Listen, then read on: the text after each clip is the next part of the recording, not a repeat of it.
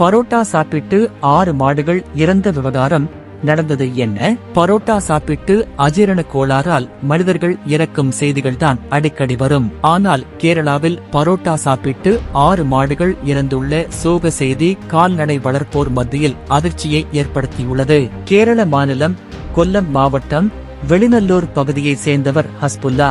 இவர் வெளிநாட்டில் வேலை செய்துவிட்டு ஊருக்கு வந்து மாட்டுப் பண்ணை வைத்துள்ளார். அவர் தன் மாட்டுப் பண்ணையில் 30 பசுக்களையும் 2 எருமைகளையும் 2 காளை மாடுகளையும் வளர்த்து வந்துள்ளார். கடந்த வாரம் வெள்ளிக்கிழமை பரோட்டாவுடன் பலாப்பழங்கள், பயறு வகைகள், கோதுமை தவிடு என்று பண்ணையில் உள்ள மாடுகளுக்கு உணவாக கொடுத்துள்ளார். இதையடுத்து மறுநாள் பசுக்களுக்கு மூச்சுவிட முடியாத அளவுக்கு உடல்நலக்குறைவு ஏற்பட்டுள்ளது.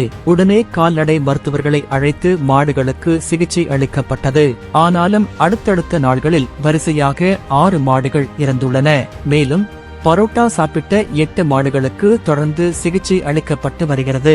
மாடுகள் இறப்பால் சுமார் 4.5 லட்சம் ரூபாய் விவசாயிக்கு இழப்பு ஏற்பட்டுள்ளதாக கூறப்படுகிறது. பரோட்டாவை அதிக அளவில் சாப்பிட்டதால்தான் மாடுகள் இறந்துள்ளன என தெரிவித்த மாவட்ட கால்நடைத்துறை அதிகாரிகள் பரோட்டாவை எக்காரணம் கொண்டும் மாடுகளுக்கு உணவாக கொடுக்கக்கூடாது என எச்சரித்துள்ளனர். பழங்கள், அரிசி கஞ்சி ஆகியவற்றை அதிக அளவில் உணவாக கொடுத்தால் மாடு உள்ளிட்ட கால்நடைகளுக்கு அஜீரணம் உள்ளிட்ட பாதிப்புகள் ஏற்பட்டு மரணமடையும் நிலை ஏற்படும். எனவே மாடுகள் வளர்க்கும் விவசாயிகள் மனிதர்கள் சாப்பிடும் உணவை கொடுக்கும் போது கவனமாக இருக்க வேண்டும் என கொல்லம் மாவட்ட கால்நடை நல அலுவலர் டாக்டர் ஷைன்குமார் தெரிவித்துள்ளார். அமைச்சர் சிஞ்சு ராணி ஆய்வு.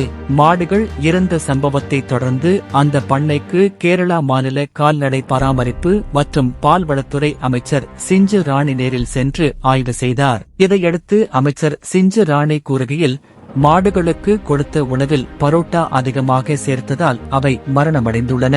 பரோட்டாவை சாப்பிட்ட மாடுகளுக்கு உடனடியாக கால்நடை மருத்துவர்கள் சென்று சிகிச்சை அளித்துள்ளனர். ஆனால் மாடுகள் இறந்துவிட்டன. இதுபோன்று திடீரென ஏற்படும் இழப்புகளால் விவசாயிகளுக்கு பெரும் நஷ்டம் ஏற்படும். மாடுகளுக்கு வழங்கும் உணவுகள் குறித்து விவசாயிகளிடையே இன்னும் விழிப்புணர்வு ஏற்படுத்தும் அவசியம் உள்ளது.